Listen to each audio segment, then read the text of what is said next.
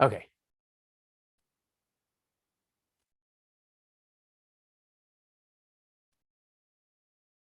Hey, what's up, everybody? I think we're gonna go live here. I'm sorry, I screwed up with the trying to live stream from Zoom for the first time, so it's coming to a different link. But I see we have a handful of people in here, so I wanted to get going. Let me go ahead and unmute. We got. Let me make sure the audio. Let me get on the right page here. It does look like the stream is coming through. I just need to make sure the audio is coming through real quick for everybody, and then I will introduce our director and writer and our guests. So let me just hear this. All right, sweet. We do. It all is coming out. All right, so everybody, please welcome Eric Power and I'm sorry, Andre. Now I feel like a total jerk. You're here.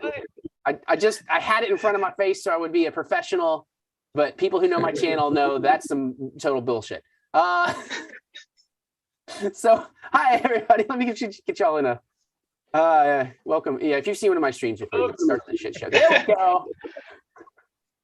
Oh, I can't. Okay, so to my right over here, we have director Eric Power, and right below us we have Andreas Petersen. And I'm very sorry, I just totally blanked because I last minute 10,000 things. How y'all doing tonight? Good. Good. And yeah, hopefully if anybody has any questions, you can definitely be tweeting them to the hashtag @MutantFam. I will get over there and get those up. We'll get this Q&A started here in just a second. But yeah, first and foremost, man, I'm sorry, I'll look at you in a minute. But the just such a fun movie. It was my second watch. And I know y'all, since you hadn't seen it in a while, as is true, because we didn't get to talk about this before, but I've made some movies and I know how that goes. After it's done, it's a long time before you really sit down and watch it again. So what did y'all think of your rewatch there?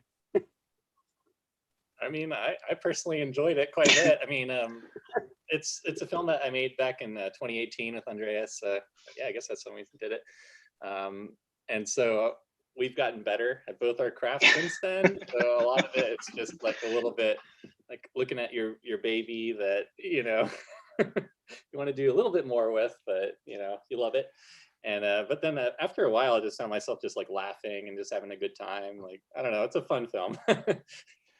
Yeah, and I think I might have a little bit, because like I wrote this movie when I was 27, I think, and I'm 34 now.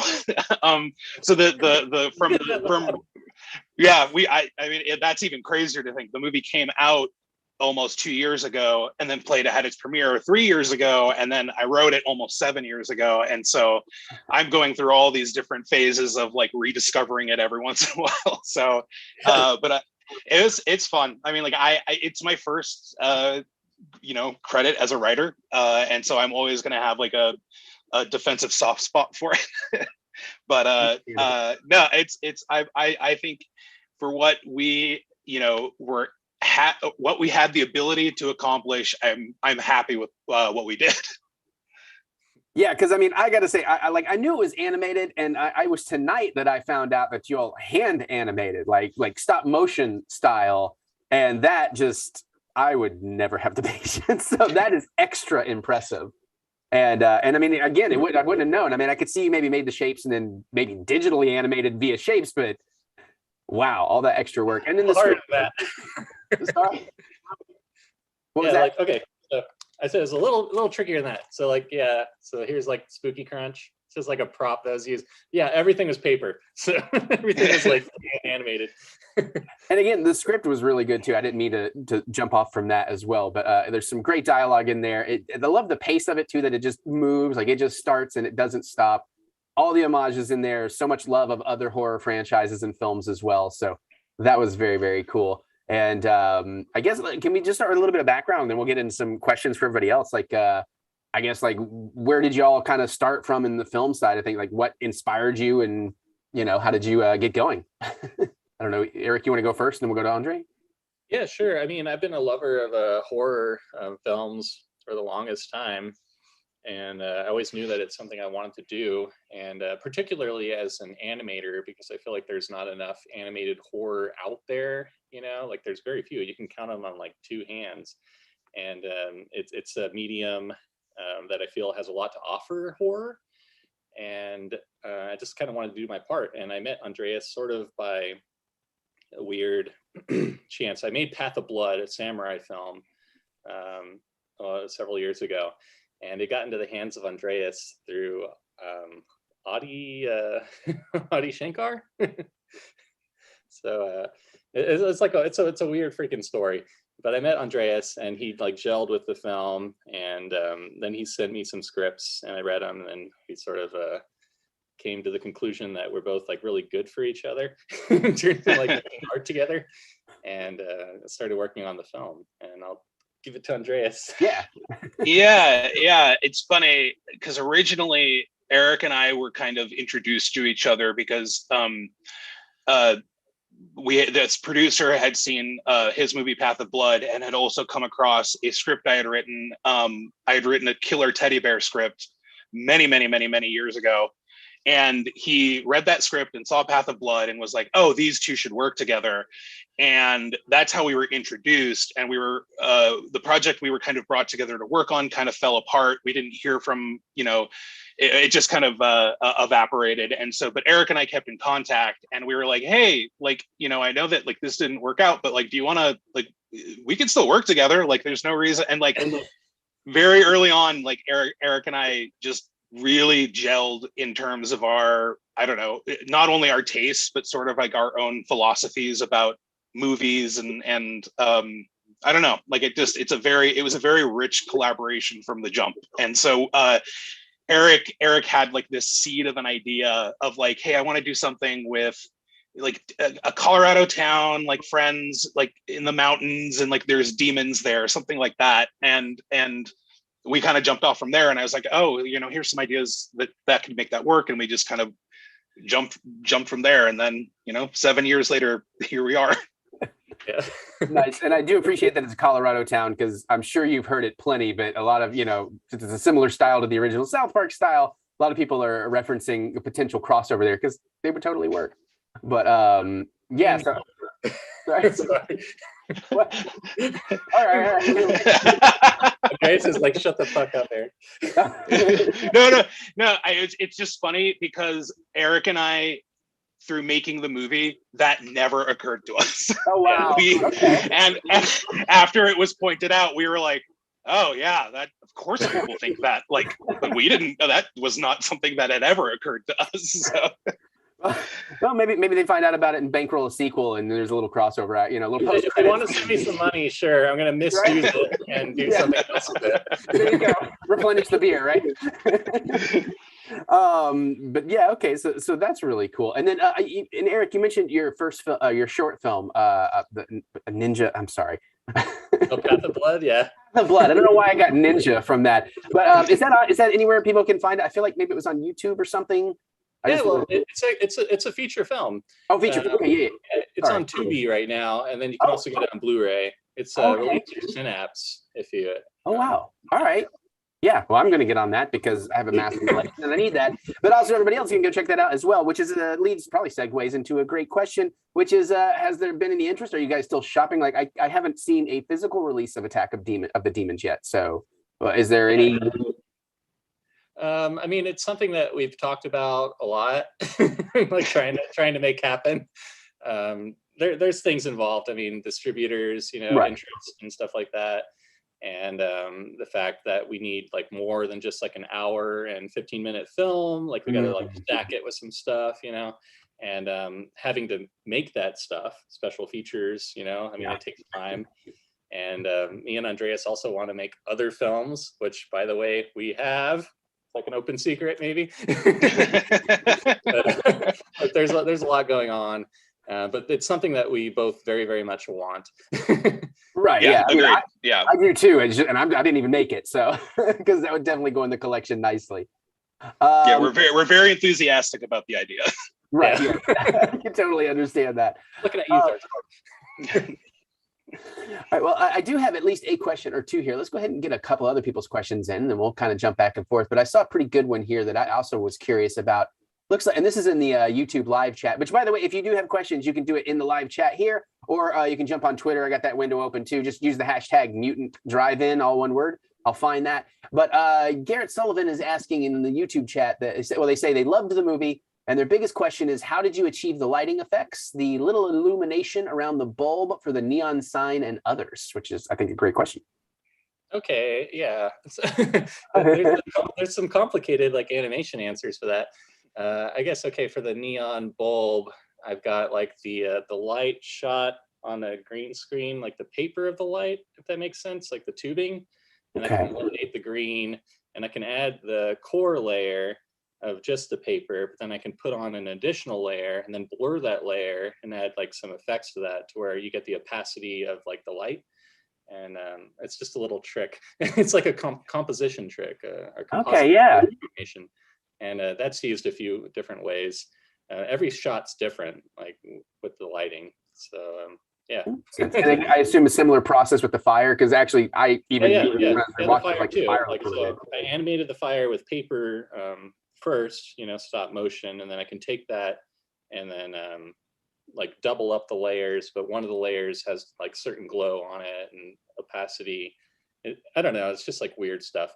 Basically, the way I approach the film, it's like I'm shooting traditional stop motion animation, and I'm using the computer as like a multi-plane camera, basically like the old Disney films, with like layers of cellophane. Yeah. So each layer represents like something else. I can toss like the background and whatever else elements I need back there, and then characters and effects, and then layer all the things together.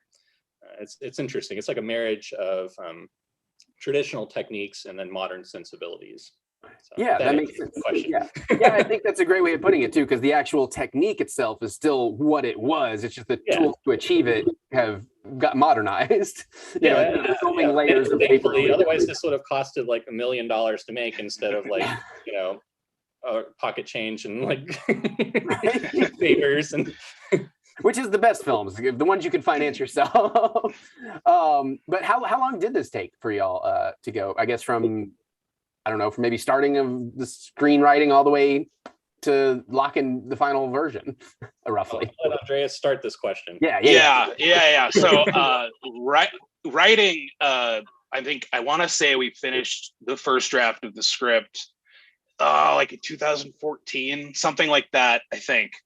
But it was more a matter of Eric and I, we kind of, the way Eric and I work is that we have a bunch of ideas for movies, and we'll develop stories and scripts and kind of have a batch of movies, and we'll see, okay, well, if we'll kind of go out there and see what can we get people interested in making.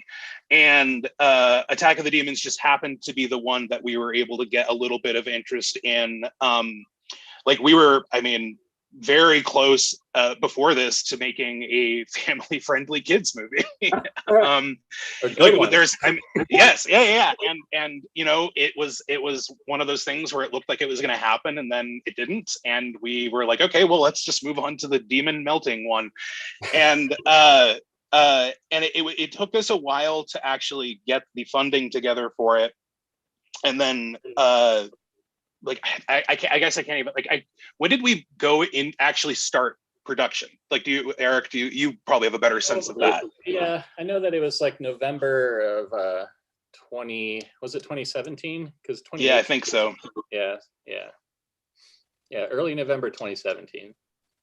Yeah, and then by the end of around the end of 2018, because you were animating for about 18 months on the script. I finished like a freaking Halloween 2018. So that's right. Yeah.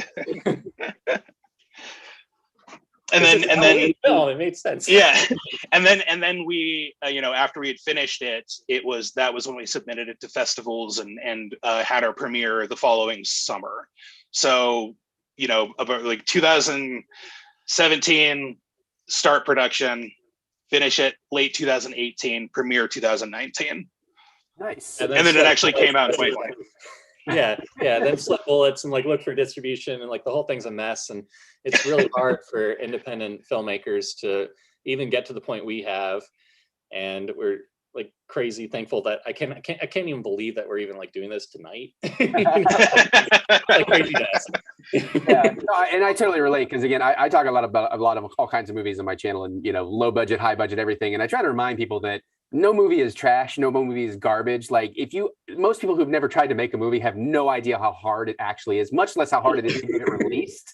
And like no matter how bad you think a movie is, if it got finished and released, it's a miracle, and it deserves some kind of praise. So, yeah, yeah, because I've been down that road a few times. Yeah, yeah, I definitely came out the other side of Attack of the Demons being like, I cannot find it in myself to like really hate on any movie anymore because it's just like I applaud anyone who can get it, who even can start it, you know. Yeah. So yeah, no, yeah, like I said, I've been there, and I'm not here talking about me. Yeah,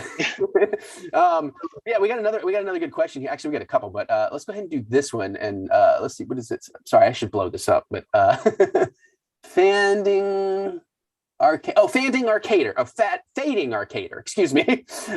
They're asking, would you say the three characters are elements of your personality, or do you strongly identify with one particular protagonist over the others?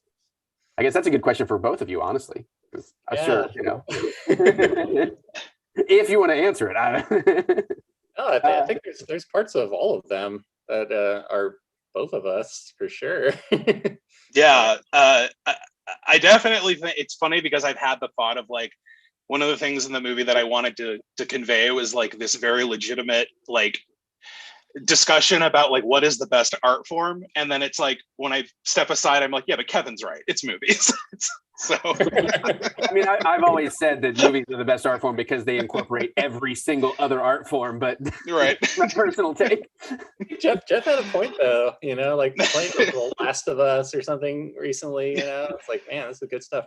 But yeah, I'm a Kevin. yeah, I'm a Kevin too.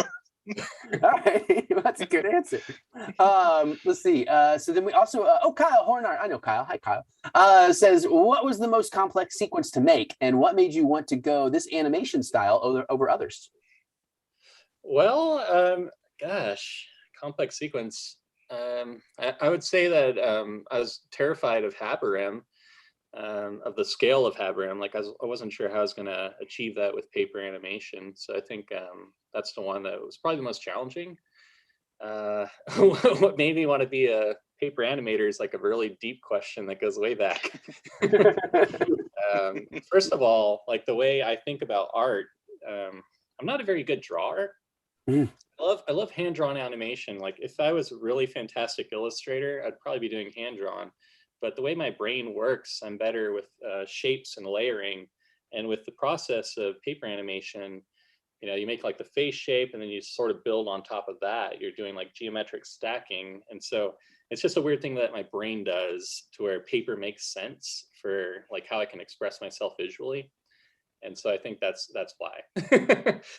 And also love stop motion. And I also feel that stop motion has like a huge place in just like horror cinema in general.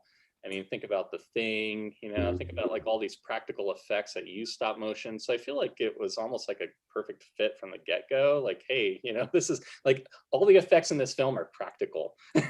Yeah, it's true. I don't know. That's part of all of that. Nice.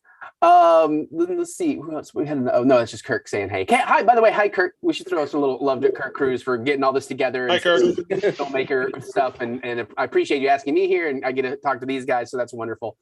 He does have a question actually. It literally just popped in. By the way, hi Anthony. Sorry, I say hi to my people, I guess. Kirk wants to know what was the voice acting process like / what did it involve? It seems like your voice actors were based all over the country. Oh yeah. boy! Oh boy! Thank you for noticing. I guess I can talk a little bit about this, given that I play like 18 characters in the movie. Purely for budget reasons, by the way. I don't want anyone to think that I fancy myself some sort of like actor. So we, when we made the movie, Eric is based in Austin. And I, at the time when we started production, lived in Los Angeles, and midway through production moved to Pennsylvania. And so, and then the other actors in the movie were one was my brother who lived in Utah. And it's just this. I hope this illustrates how janky our method for this was. So Eric had a voice recorder, like just like a digital voice recorder that he mailed to me in LA. I recorded my lines, in a closet, and then moved to Pennsylvania, where I recorded, because my wife, Katie, played Natalie in the movie. She recorded her lines using the voice recorder in Pennsylvania, and then I shipped it to my brother in Utah, who recorded his lines as Kevin, who then shipped it back to Eric to get the actual files. It was. Now we're in my walk-in closet, and I'm bringing in neighbors and friends, and it's like, can you play the waitress in this shot? Hey, dude, you're like an angry bartender, and it's my neighbor across the street. He's gonna kill me if he sees this. Yeah, closets are voiceovers' best friends, I believe. Yeah. But yeah, that's crazy. I admittedly, I would be. You must have been so paranoid though. Like, if you're saying you actually shipped the recorded files too, they weren't like digitally sent, like the actual. Like somebody they were digitally sent because I needed them like now to like animate to. Like, right, that makes sense. It was such a process of like, I need this like today, and like we're running on like a tight deadline. I mean, we shot this whole film, like animated, everything was done in a single year, you know, because we only had the money to do that.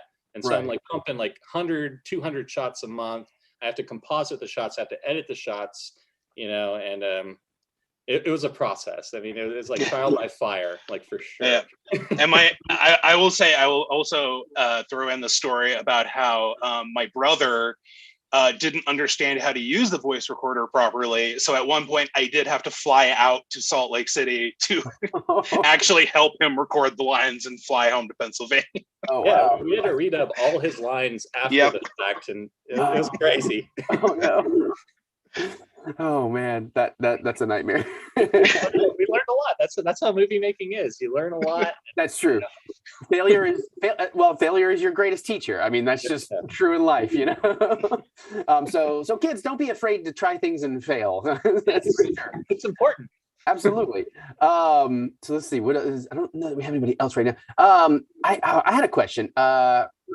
So obviously there are so many influences in this movie. Like, and rewatching it tonight, I picked up on way more than I did my first viewing, and even some subtle things like early on, there's like an Imperial shuttle in the corner, you know, things like that. And then I was getting stuff from like everywhere from Star Wars to Dune to just kaiju and Cthulhu kind of stuff, and like The Thing obviously was a big influence. But what are maybe some of the other influences that people hadn't picked up on, or is there anything you're still waiting to? You don't have to give it away if it's a secret, but is there anything you're waiting for people to look at or catch or anything, or what's some of your favorite things in there? Like, your influences are clearly all throughout it, I guess. I'm not entirely sure what my question is. I'm really good at this. But yeah, so I mean, there we go. I know how to take this. So are you just like predominantly horror fans, or is it just this, like you were kind of talking earlier that you were even maybe going to do a kids film? Are you more just cinema fans or somewhere in between, or like what kind of background in that do you come from? What are some of your favorites and such like that? Because clearly you're horror fans. You know what you're talking about. I think just genre cinema in general is like just holds like a special place in both our hearts, and it's the place we want to play a lot. It's our sandbox. But I don't know. There's a lot I want to do. I mean, I want to do like a slice of life film. I want to do a kids film. It runs the gamut. I've always said, go ahead. I've always said I want to be like the Takashi Miike of animation. I was just gonna say, just do whatever the fuck you want to do at the time, like, and hopefully get it made and funded and everything. But God, I look up to him so much for being able to just do a drama, but also do like a kids film and do like some hard horror, some stuff that makes you want to fucking throw up, you know, but all at the same time and still be like just like a lovable, like nice person, you know.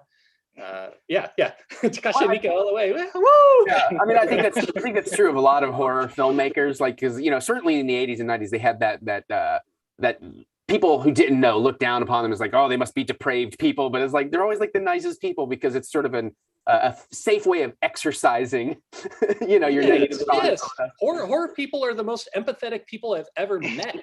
Like, straight up. I mean, you got to exercise this stuff, and I think that horror people are the most honest with themselves about it. Like, they're willing to just like put it out there and be like, I love this, I'm okay like taking this in. I don't know. I've had a couple beers, so I mean, let's hear to Andreas before I like.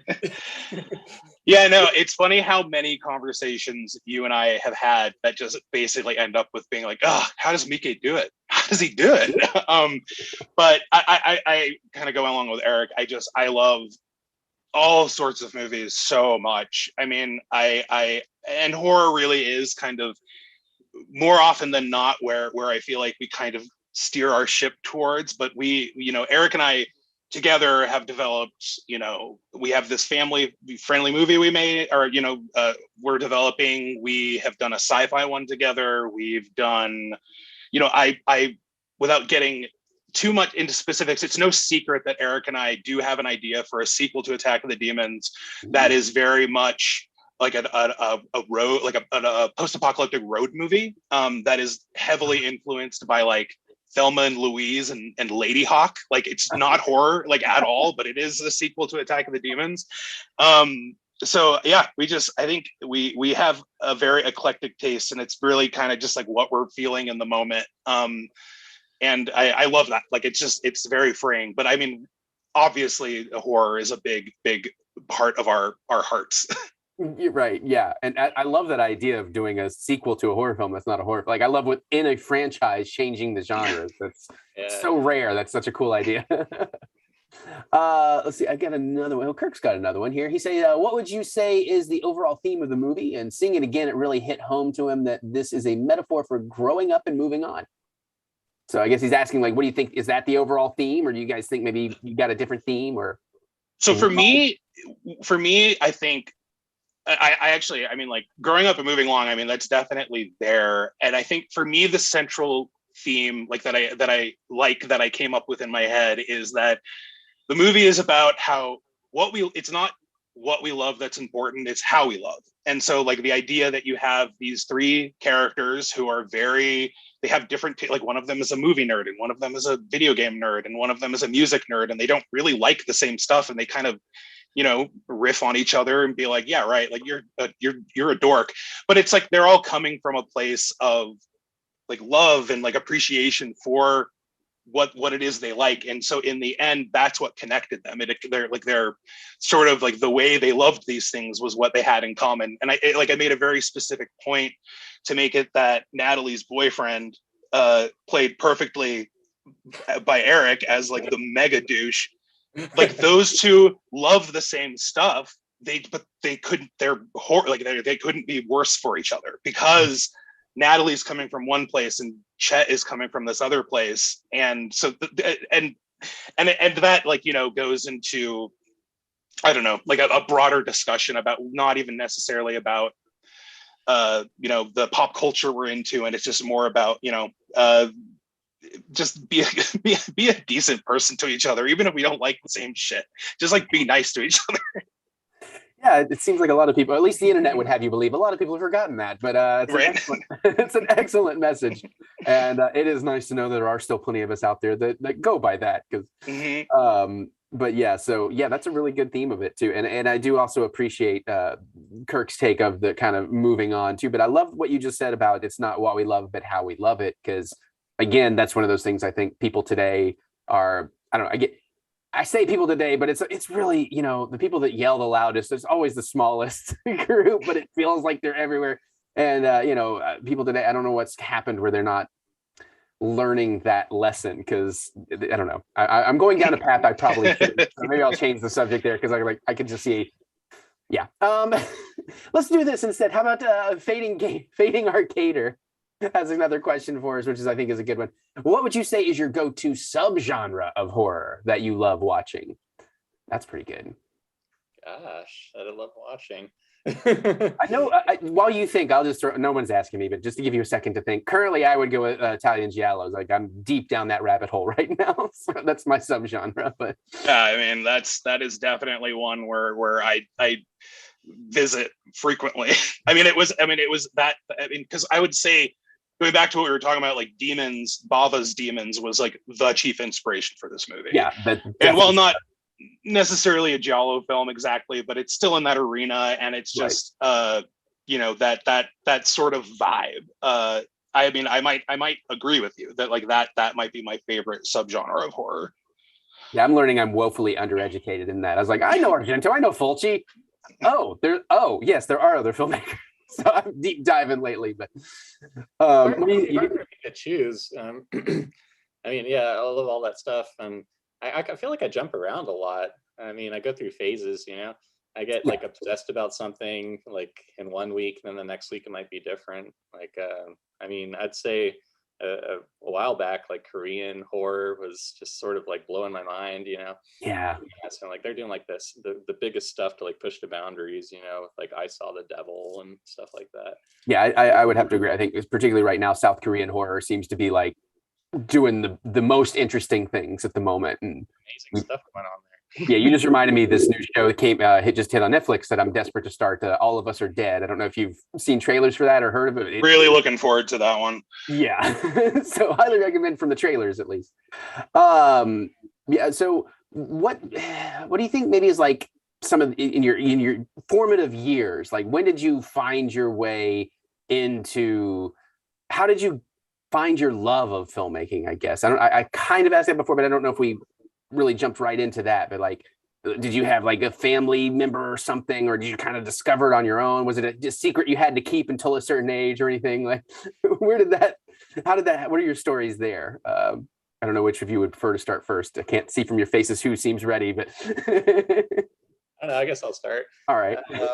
Well, I mean, I've loved cinema for the longest time. I can't say exactly when I decided I wanted to be a filmmaker. It must have been sometime in college. I thought I was going to go to college and be like a computer programmer making video games because I'm like crazy about video games, and I felt like that was going to be my path, you know. But then so my story, I went to the college orientation, and I was looking around the room, and it was like a bunch of dudes, and there was no girls anywhere. And I'm just like some young 17-year-old in college, like looking around and like, I don't know if the programming is for me. There doesn't seem to be much going on here for what like my hormones want. Yeah. And I was also already like interested in art, and I had worked on Waking Life when I was 17 as well, like that summer. Waking Life's Richard Linklater's rotoscope animated film. Okay. Yes. I was very, very young working on that, working around all these artists, getting some animation experience, and that inspired me to be an animator in a lot of ways, you know. But I went to the college like very confused, and a couple of years later, I realized that art was my passion, and I thought it was going to be live action film. And I tried to get friends to play roles in my film, and they weren't as into it as me. And then I realized one day that I could make like my clay characters be my actors, and they couldn't say no. They did what I told them to do because I was doing it. And the rest is kind of history. I fell in love with it. Right on. How about you, Andre? Where did you kind of? So I grew up. So like my dad, who was a doctor, was very close to becoming he's told me that he in college wanted to be a film critic because he is just like obsessed with movies, but then ended up going to medical school and now he's a doctor. But he still grew up with that love of movies and stuff. So I always grew up around a very eclectic collection of movies that I had access to. You know, my dad's VHS collection growing up was something like, 1,500 movies or something like that. And it was like everything. And my parents were very hands off when it came to censoring what I could watch. Like so I just kind of would just, look around and be like, oh, what's this? Like, I'll just pop in this VHS tape. Oh, that's a weird movie. I'm 5. Like, I don't know if I should be watching this, but and then also I think it's funny because I don't know if it's because my parents are are Danish people who are less prudish about what their kids were watching, but like at a very young age, like my mom loves horror movies, and she, I have this very distinct memory of being 8 and like going into my parents' bedroom. My mom was watching a movie, and I was like, "Hey, Mom, what are you doing?" And she's like, "Oh, I'm watching one of my favorite movies. You want to watch it with me?" And I was like, "Yeah, what is it?" And she's like, "Oh, it's Silence of the Lambs. It's a great movie." And so I was exposed to that movie at 8 years old, which I think, in some ways probably not great, but I don't know. It normalized it very early for me that like I was like, oh, this is really cool, and like my parents are really like it, so that means it must not be weird or anything. So, and then from there, I just always grew up writing stories, and eventually realized that writing scripts and making movies was a lot easier than coming up with all the words for writing a book. And so, from then on, I just loved making movies, never grew out of it, and realized, oh, this is what I really want to do with my life. Awesome. Well, I'm glad you guys have obviously gotten to get it done, and brought us all something excellent we get to enjoy as well. I guess I got another one for you too. It just popped in my brain here. If you could, since we live in an era where there's still, regardless of what people think, there's still plenty of original content out there. It's just harder to find, but we're inundated with, the big IP and all that kind of stuff all the time. It's just what we see more of. If you could like do an animated version of any IP, it doesn't even have to be horror. Is there anything like it's just a dream project? Someone just wrote you a blank check, said, we'll clear all the rights. Is there like anything like that you might want to do? Gosh. Like I'll just pitch I wouldn't want to do it, but something I've always wanted is something to watch is like a CG animated with Robert Englund doing the voice Nightmare on Elm Street film, because like doing that could be cool. Could be amazing. So there you go. If you don't have one, y'all can make that. Well, it's hard for me because I feel like I only have so much time on this planet, and I don't really want to do anybody else's IP. Like I want to do my own stuff. Like especially as an animator, like it took me a year to make Attack the Demons, and if I was going to do like another film, I'd want a little more time than that to make it even better. And so we're talking like straight up years out of my life to do like somebody else's other idea. Like fuck that. I want to do my own shit. Like this is my life. Yeah. I don't know. Right. That's a great. By the way, I can't answer that question. That's fine. It is funny that like Eric and I think I'm trying to keep it with information that is public. Right. That Eric and I at one point, and I'm sorry, Eric, if this hasn't been mentioned. I think it has. That we really had an interest in doing an adaptation of Macbeth. Yes. Okay. Yes. Yeah. So we had a script for an adaptation of Macbeth, and just in case if it ever gets made, because apparently a new Macbeth is coming out every 2 years. I loved this new one, by the way. But anyway, I'm dying to have time. And it's a very weird take on it. But Eric and I were just like, yeah, let's do a weird Macbeth take. And I think thank you for saying that. I didn't even think about that. So the answer is Shakespeare. We would adapt Shakespeare. There you go. I mean, you're in line with the other greats that adapt it. Like, what is Denzel Washington now? It's what's his Fassbender did it right before. Fassbender, 2-3 years ago. Lloyd Kaufman, James Gunn. That's my favorite Shakespeare adaptation. Right. But no, that's great. That would have been interesting too. But also, I just want to say, Eric, I do love that life philosophy idea too of looking at life in the way of, I'm only going to have so much time here, like let me make sure I use it correctly. So that moving like pieces of paper around on fucking, I don't know. It takes time. Yeah, and I don't, I'm not going to ask ages or anything, but I know we're not in our teens. I assume. So it's it's something turning 40 this year.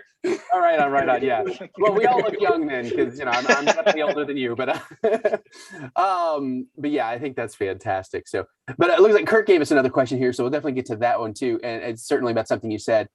He says, question: How did walking life impact your career? Aside from being a job, to me it seems like you're working with Richard Linklater, and at such a young age would make the possibility of making your own movies feel like a real possibility. Yeah, I mean, it blew my mind. I was sitting there like very, very much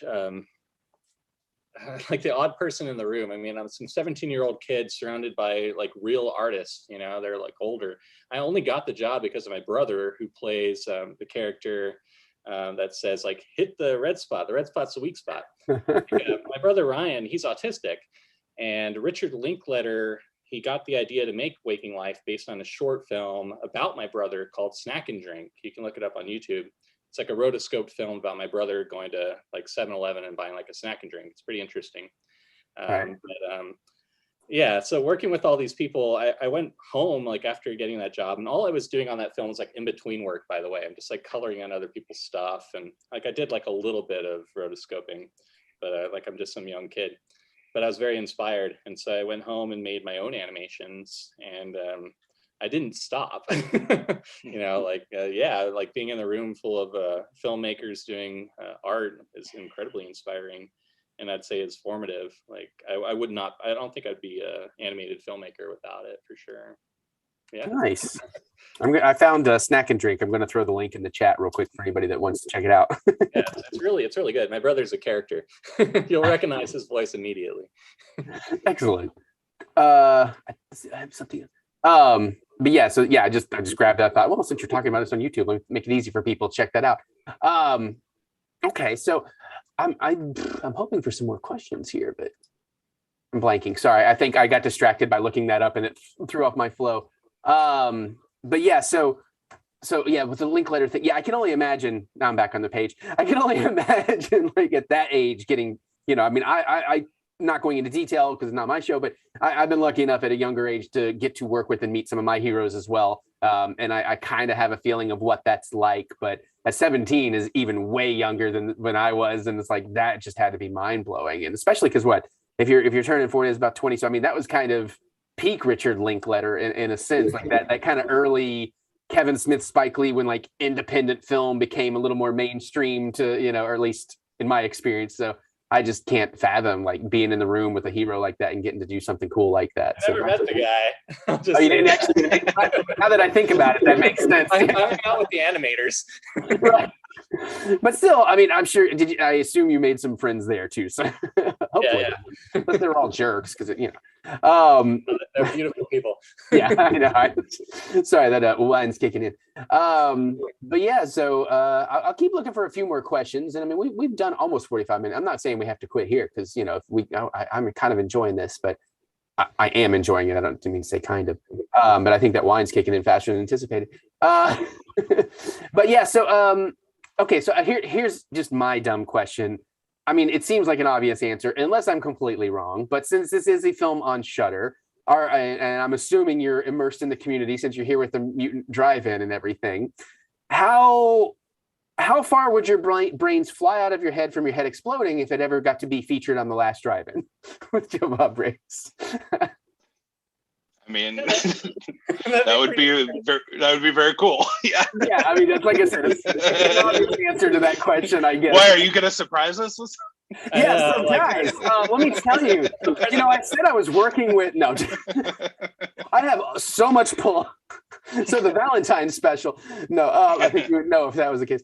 Actually, Kirk did drop one more question. No, Kirk, I appreciate it because I'm running light here. But Kirk says, last one, I promise. Question: what was the process of collaborating on the writing remotely like? Yeah, actually, and how much rewriting, if any, were you able to do, given that it was animation? Ooh, like almost reshoot style rewriting, I guess is. But yeah, so first, I guess is what was the collaborating remotely, and then additional, how hard would that? Yeah. So interestingly, Eric and I, we did not meet in person until 20 minutes before the premiere. Like we had been working years together remotely. I mean, again, because when we had been introduced, I lived in Salt Lake City, Utah, and he was in Austin. But the thing about when Eric and I start these projects, I would say when we get to the actual process of Eric animating it, we have, you know, just raked over the script. Like we don't want to get to a point where we're animating the movie and being like, this isn't working. And like, so I would think, I think we're very cautious about going into production.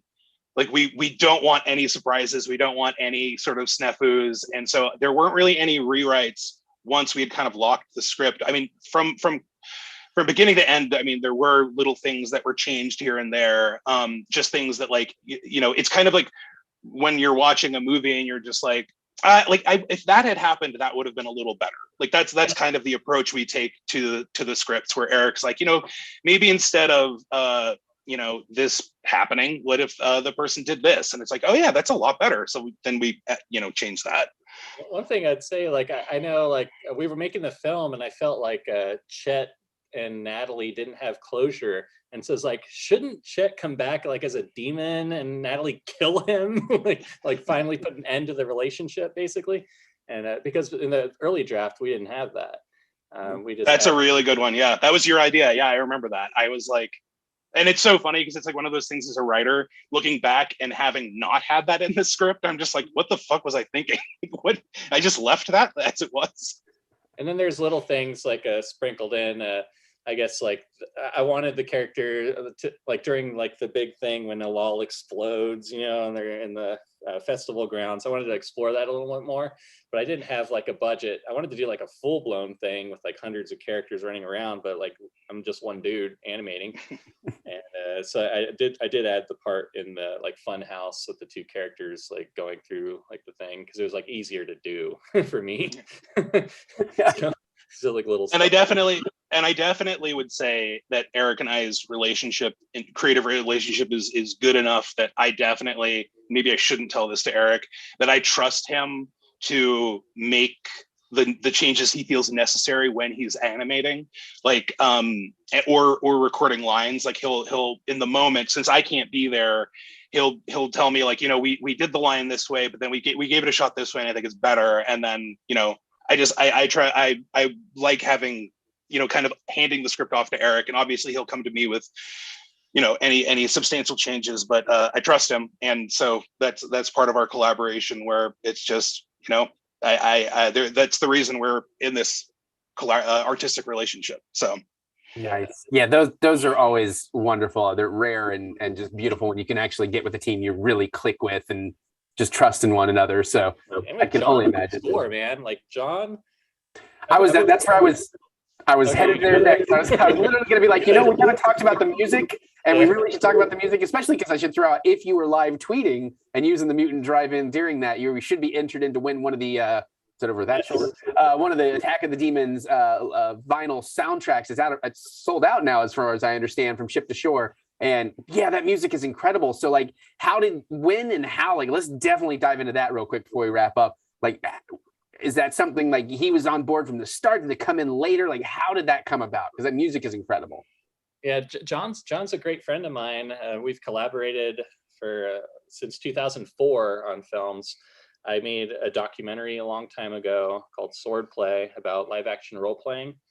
And I was looking for musicians for it, and I stumbled across his stuff and, you know, wrote him like, hey, can I use some songs? And he was like the only person, like a lot of the other people that I asked, they're like, yeah, sure. Yeah, go for it. And he's like, yeah. And then he like came to my house and like talked to me personally, you know, about it. And I was like, this guy's cool. And went to a couple of his shows. He's got a band called Many Birthdays. And years later, I was thinking about Path of Blood, you know, and who'd be great for that. And it was John. You know, John's, he's an incredible musician. So he did the score for my samurai film.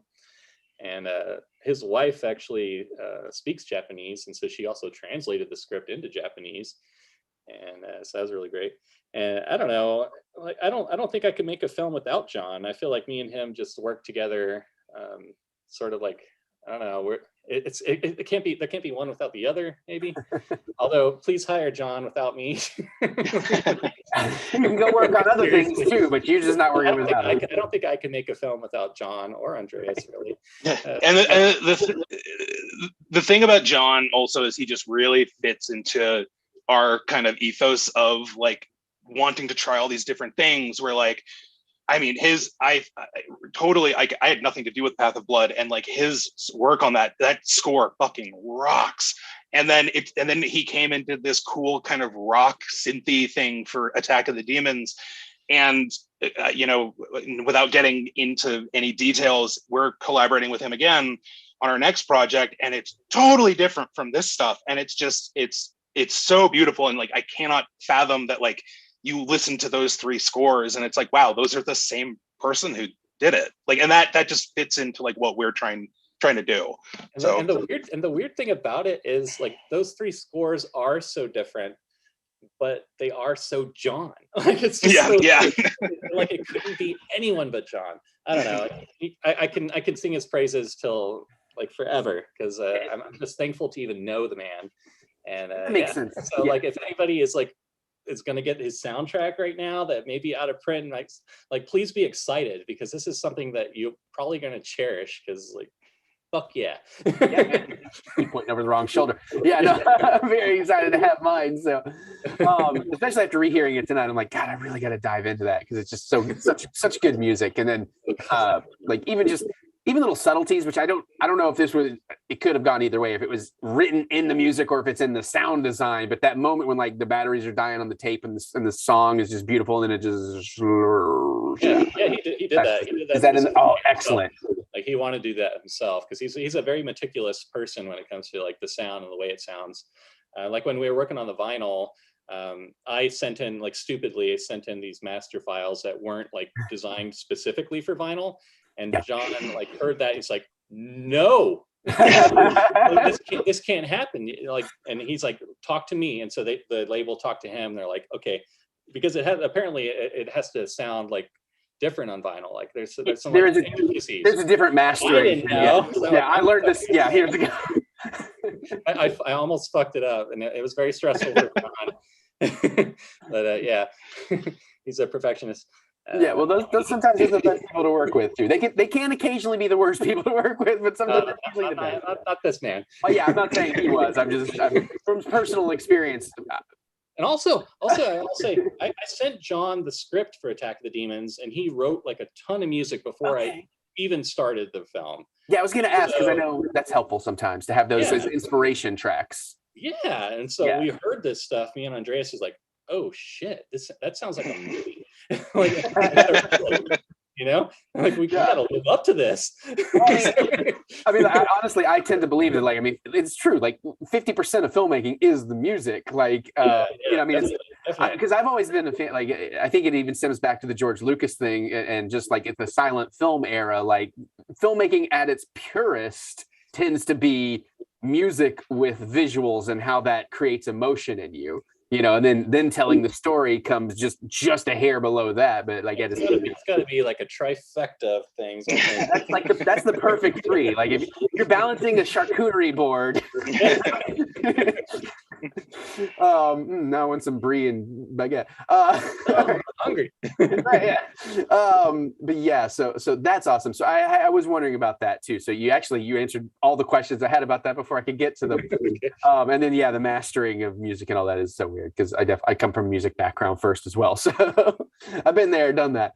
Let's see. There's a couple of comments, maybe not so much questions, but I just want to throw these out there before we get back to it too. But Ronnie Spooks commented that Chet coming back was great, honestly. Russ Donahue says, thank you for a great movie, and thank you for hanging out with us. Looking forward to Attack of the Demons 2. And thank you. Yeah. And of course, Kurt, plus that awesome line, I'm sorry, Chet, you fucking asshole. Yeah, I really like the low key aspect of some of it too. You know, like it has the attitudes of the characters not being too overly hyped at times, you know, kind of playing against the severity of the situation, which to some people may seem odd, but I don't know. I just feel like there's some reality in that in the real world, you know, like, because sometimes, I mean, for lack of a better explanation, sometimes shit just happens and you just got to recognize, like, well, this is what's happening. All right. So I really appreciate that. Kevin, he's like, oh, wait, so it got worse? Yeah. But yeah, that's should have seen that coming, you know. So I really appreciated that too. And I definitely look forward to it. And I know this is just more of my own fan question too, and just a movie collector guy. But I know obviously we want to get it released in any way we can, you know, Blu-ray or whatnot. But it was this finished in a way that could get a 4K release someday? Like if you were lucky enough that's a possibility at all? Because, you know, I don't know. I'm a 4K nut. So I didn't create it in 4K.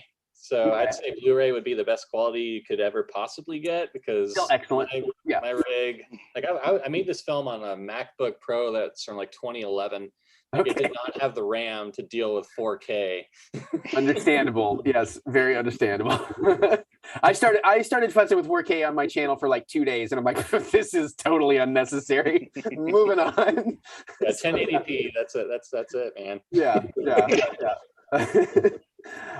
So let me see if we got anything else here, and then you know, if I certainly haven't missed, if anything you thought of I haven't gotten to, feel free to make sure. I'm just kind of sorry, I don't mean to, I'm not disassociated, I'm just checking, like, did anybody else anything else anywhere else I'm missing? So I kind of have to you know how it works. You got an idea. No, not movie. Mutant. But yeah, so I do really appreciate you guys. I'm so glad you're still here and still working on other stuff. And I very much appreciate you guys doing this Q&A. And I'm glad you're geeking out too, because I get where you're coming from. And again, I'm not promoting any of my stuff, but I do stuff on occasion too. And it's just so wonderful when like people care, like just care enough to like it or review it or thumb it up or whatever. But especially when they're like, hey, let's do a whole thing around it because we like it so much. So I appreciate your enthusiasm and excitement about that too. So no, and we appreciate it. We are happy, I definitely have the philosophy. It's like if one person digs the movie, that's good enough for me. So any more eyes on it, great. Like that's, yep. So I'm very happy. I figure, and again, it sounds very similar. Like my philosophy with music is I make this because I want it. And if other people can enjoy it, awesome. Right. So I get that. And then I totally know that too. I made a movie where it's like, we made this for 300 people out of the 7 billion on planet Earth. So we'll see what happens. But yeah, so I get it. I really want to make those movies. Yeah. Well, it was a fun time. That's all I'll say. We got Lloyd Kaufman, Debbie Rochon. I was happy. I got to be Debbie Rochon's co-star. I made it all the way to the end without talking about myself too much. So I'm kind of proud. All right. Sorry, y'all. All right. Well, yeah. So Eric and Andre, it's wonderful meeting you. We're Twitter buddies now. I definitely I will watch your career with great interest. And yeah, I'm definitely looking forward to it. See, Fading Arcader. I keep wanting to say gamer. Just came in with it. It was an awesome time. Glad to have the filmmakers here too. I watched this 3 times this week. That is awesome. Dang. I know that. I used to be able to do that in my youth, man. I could watch a movie like, I love this movie, I'm going to watch it 10 times in a row. It's like, I can't do that anymore. There's like 1,000 other movies I also need to see. But so we yeah, appreciate it. And I appreciate, thank you. And I appreciate you guys. And if you got anything you want to plug, like you want to throw out your Twitter or anything, feel free by all means. I mean, obviously look out for mysterious things in the future. We're under NDAs right now. We can't say anything. And everybody start, well, I don't know, maybe I shouldn't say this. This might be detrimental. You tell me if this is wrong, but I was going to say, everybody start like tweeting like Vinegar Syndrome and Arrow and all the boutique movie stores. Like, can we get Attack of the Demons? Like maybe give them a little nudge, is all I'm saying. Politely. Also say no special features. We want Eric to do nothing more. Well, I mean, I'm still a commentary fan. Can we at least? Those are pretty easy, right?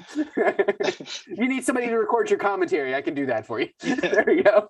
All right. Well, thank you guys. I guess we're going to wrap out here. So thank you, Andre. Thank you, Eric. It was a wonderful time. I hope this went over okay. Sorry for my technical side wasn't as bad as I was worried. So I'm glad people found it. People were watching, so we got back to this. And I'll, but thank you guys. Oh man, my live streams usually have a more complicated wrap out than just saying stop. I do. Okay, there's the button. Yeah, so I have the button ready to go. So yeah, everybody, thank you to Andre. Thank you to Thank you to Andre. Thank you to Eric. Everybody keeps moving around. And thank you to Kirk. And of course, the Mutant Drive-In. They're going to do independent filmmaker film things like this and other YouTuber interviews every month, I think is the plan. Plus, they do watch alongs all the time. So definitely follow them. And, and since it's in the family, just a reminder, you got the Joe Bob Last Drive-In Valentine's special next Friday. So I'll be live tweeting that like I always do. I have my big old beer mug and the whole deal. And so you'll see me around. And hopefully you guys, if you get a chance, come out to the, if it doesn't sell too bad, come out to the Jamboree next year because you will be loved and embraced. That is our people. So, all right. Well, anything else, gentlemen, before we go? I think we're good. Thank you so much. All right. Thank y'all. I love y'all. This was a blast. I'll see y'all later. We'll talk to everybody later. Click thumbs up and all that, YouTube stuff people say. Smash that like button. Oh, God. All right. Anyway. All right. I can't shut up. I will.